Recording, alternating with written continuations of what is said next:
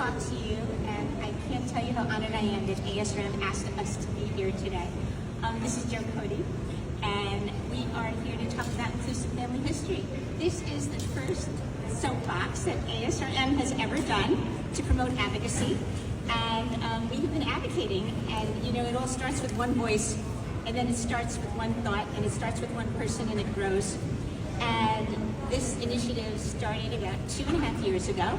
It started from my support group that I ran, when one of my recipient parents, it was a recipient parent group, said that they went to the doctor with their 6.5-year-old who had a medical condition that kept coming up, but they neglected to change this because why should we have ongoing medical conditions and people feel uncomfortable telling their doctor and their child that they are donor conceived? And so I wanted to start to include this in the medical intake process. And how do you include this in the medical intake process? Well, it's a bit of a lift, but we did it. And it's a two-pronged approach. So the first prong of this approach is with systems. And it's how do we get the doctors and the intake coordinators in the medical system to ask the question of how are you conceived? And we want to take away the word other. Nobody is an other. Everybody is somebody. Everybody's conceived some way. And replace that with donor conception and adoption. And Joe has been instrumental in that. And Dr. Serena Hitchin, who is my idol and my hero, and I cannot even begin to tell you why, is our medical lead. And I told Serena about this, or Dr. Chin about this, almost day one. And she was, yes, you have to do this. So she's our medical lead. And then the other prong of our approach is to educate the healthcare community. Because, you know, you can't have one without the other. We want to destigmatize different types of conceptions. We want people to become comfortable, and we want to improve quality healthcare physically, emotionally, and in a cost-effective manner, so that when somebody tells me who's been donor conceived that they were in a car accident and they are suffering with horrible migraines and you know, dizziness, and they go at 40 years old, and the doctor is thinking it's because the father has migraines, but the father is not their biological father. And she has not known that that's not her biological father and finds out that way that she is donor conceived. They're able to cut through that so people don't feel uncomfortable and people don't feel as if they don't know how they were conceived, where their DNA comes from, and that the medical community knows, and the medical community can follow that through. So with that, I'm going to introduce Joe, who has been incredible. I am so blessed to have Joe and Dr. Chin working with me, and let him tell you what's been going on with the systems. It's very exciting. Thanks. I'm going to adjust this microphone a little bit, get a little better. So thanks a lot, Lori. I appreciate it. So my name is Joe Cody. I'm an IVF dad via egg donation. I'm a former co-chair for Resolve's Advocacy Day, and when Lori called me to work on this initiative, I immediately knew it was a way that we could have a direct impact on patient care in the U.S. One of the things that I know is going to be important to my daughter is to ensure that her accurate medical history is captured in the record as she moves forward. When she's dealing with different specialists, they need to understand that she has a different medical history than myself and from my wife. So we need to ensure that information is captured in the record. But to do that, you need to ensure that information is actually available in the record. So we went to the Electronic Health Record Association to meet with them to understand how exactly EHR systems and intake forms capture this information. They led us to an organization called GA4GH, which is the Global Alliance for Genomics and Health. So this organization is a standards development organization that works to develop definitions for EHR systems across the entire globe. This is not a US-focused organization. This is across the globe to ensure there is standardization for definitions that are inside EHR systems, health IT applications, and other things that are ensuring information exchange takes place at the point of care.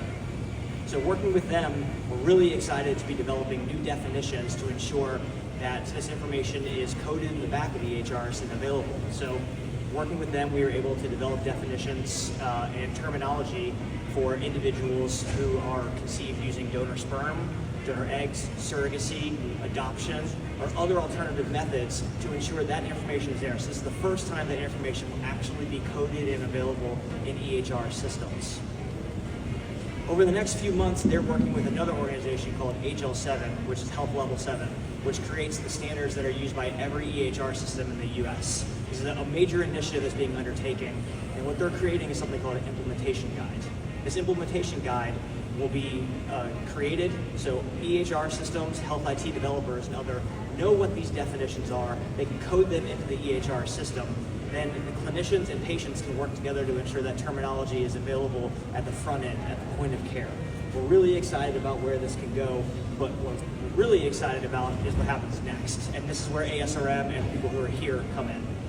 One of the things that ASRM is talking about this year is that advocacy is everywhere. And advocacy is not just going to Congress. It is not just going to work with patients and other stuff. It's also advocacy within your own systems. It's to ensure that change is made appropriately.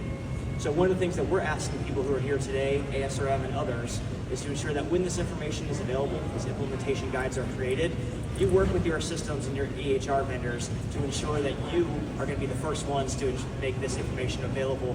Your systems have these updated definitions, and you're having these proper conversations with your patients at the point of care to ensure that information is available. And Lori's going to talk a little bit more about ways that ASRM, clinicians, and patients can work together to ensure that information is available.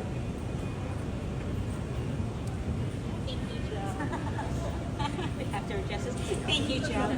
You know, this is so exciting because just to get the language and the terminology accepted is incredible. So that front-ended work is getting done. And as Joe said, we're going to really need the support of the large health systems to be able to say, yes, we want to be on board and we want to be part of that.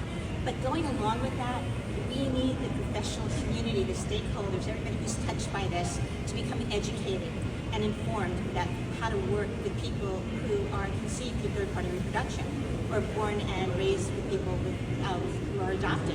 We need people to embrace this, and so if we have the systems right there ready to go, if we don't have the people right there ready to go, it's not going to work. And we could think of Dennis Quaid, if any of us are old enough to remember Dennis Quaid, when his children became, unfortunately, very ill because of medical errors. So because the system was in place, the medical piece wasn't. So please, when you're ready, we'd love to talk to you. We'd love to help educate you on how to educate your systems and bring everybody together so that we have the systems working and we have the human element working all at the same time. So thank you. And just a little bit of statistics to frame it because I think we have a few minutes, right? Right now, what we've been told is that there are not enough sperm to go around for people who want sperm donors.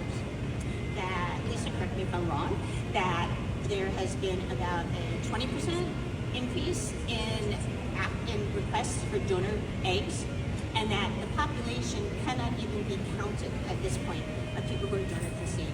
We need to capture that information. We need to realize that it is a significant part of our population, not a voluminous part, but significant enough that we want to capture it. So thank you all. We're here to answer your questions. Thank you, ASRM, for letting us have this soapbox to talk on because advocacy is everything, and we all advocate. As Joe said, we can advocate just in our own little circle of talking to our doctor when we go there and saying, hey, are you asking about donor conception? Are you asking how my child was born? Are you asking if they were adopted? I went to the doctor the other day and I told him, and he said, everybody tells me, and I said, oh no, they don't. So please, feel free to advocate in your own circles, and thank you. Thank you. So I never thought that some true good, true clinical good, true social good, true good for physicians and for patients could come out of the electronic medical record. You know that electronic medical records are the #1 source for physician burnout today. That like when you ask physicians burnout questions and they want to list reasons that they're burnt out, the electronic medical record is actually one of the top reasons because everybody has to spend so much time in the electronic medical record. So it's just amazing to me how Joe has worked from the tech side to be able to integrate donor conception and adoption history specifically into this global standard, this not-for-profit organization that is going to set global standards for how we take family history. It's amazing because everybody has to use the electronic medical record. The patients have to fill it out, they have to fill out their history, and the physicians have to fill it out. And if we have a standard and everybody, whether you're a rheumatologist or a reproductive endocrinologist, has to check those boxes, is this person donor conceived, it totally blows everything open. It normalizes how we think about donor conception. It normalizes our behavior. It basically puts that conversation into every single encounter that every physician makes with every single patient, every provider makes with every single patient. So it's just, I am just blown away by you guys, by what you're doing. So this global standard is coming out. If you're an ASRM member, you're associated with ASRM, please stay tuned. Hopefully we'll get into the guidelines. If you have connections for us, you know, we're obviously going to be talking with ASRM, but it's a big organization. They tend to move a little slowly, and we do want to get this into standard guidelines.